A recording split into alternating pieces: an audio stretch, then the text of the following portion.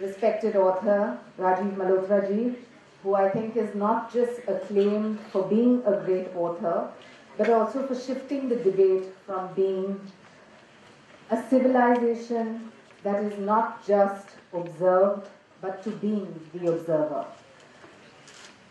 Mr. Subramanian Swamy, who I think is a speaker par excellence, and I think if one were to vote for Indian of the Year, unanimously we should start this propaganda right here. Is the single Indian who has done the entire nation proud by exposing the 2G scam single-handedly, without any kind of pressure. It is this gentleman who we just heard. My party colleague and friend Poonam Mahajan ji, and of course all the organizers of Friends of BJP, Mr. Jain, RP, Ganesh, Yogesh, Kushal, the entire team.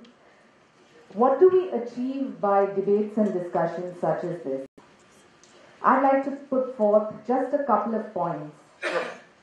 First and foremost, as a nation, we've arrived at the conclusion that we're a power to reckon with. We have a population that clearly works to our advantage, and we have the intellectual abilities in this population of ours. What are we lacking? As Mr. Swamy said, is it good to have 1,000 goats or one tiger? I think what the nation is looking for is that one tiger who leads. And that one tiger who leads and shows clear political will. A nation that has almost everything only needs that direction and political will to deliver.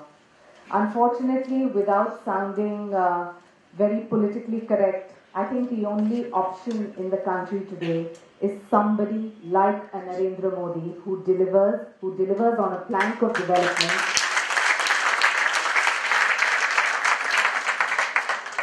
and who takes the nation forward. The other thing that we need to channelize and mobilize is, of course, the youth, which I think is channelized, but to realize that the youth is not the future, it is the present. And maybe from Velinka Institute itself, we'll see the future of this nation. There are a couple of points that I'd like to talk about. One is that we tend to be extremely self-critical and extremely in awe of foreigners. This is the one mentality which I think needs to change. Why is the foreigner always better than us? The foreigner takes yoga, repackages it, sends it back as power yoga, and we as Indians are accepting it. The foreigner talks about the sari and says, wow, it looks so wonderful. You have a Zandra Rhodes, a Sherry Blair, Jemima Khan, and Liz Hurley wearing it, and we go gung-ho. But when we in India are packaging it, it's just not good enough. Why? I think there are lots of questions awaiting the West which need to be addressed. We are not subordinates anymore, and gone are the days of 49-51.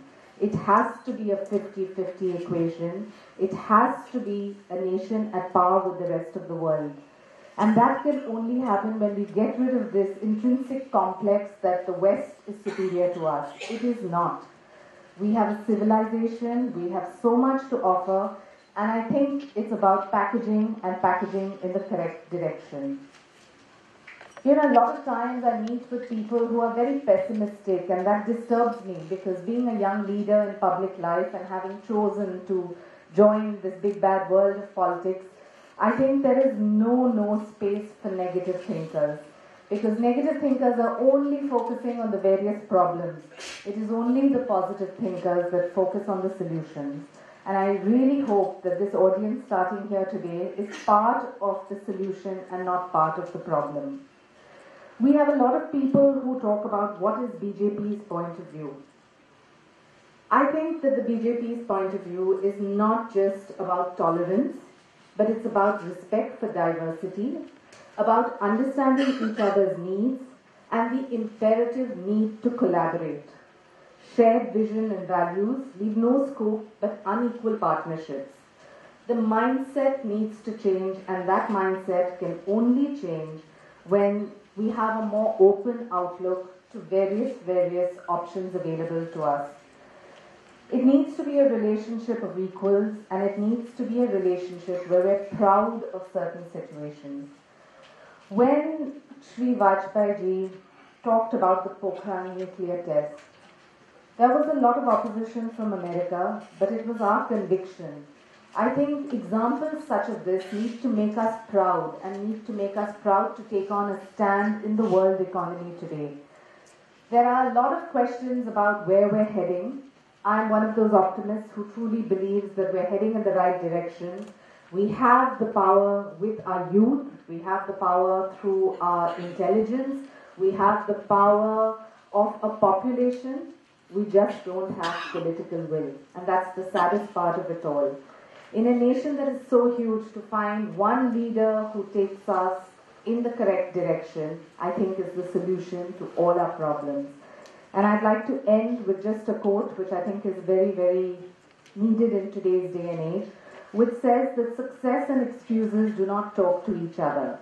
So if you get excuses, forget about success. And if you want success, forget about excuses and only focus on where we would be heading. Thank you all for having me here.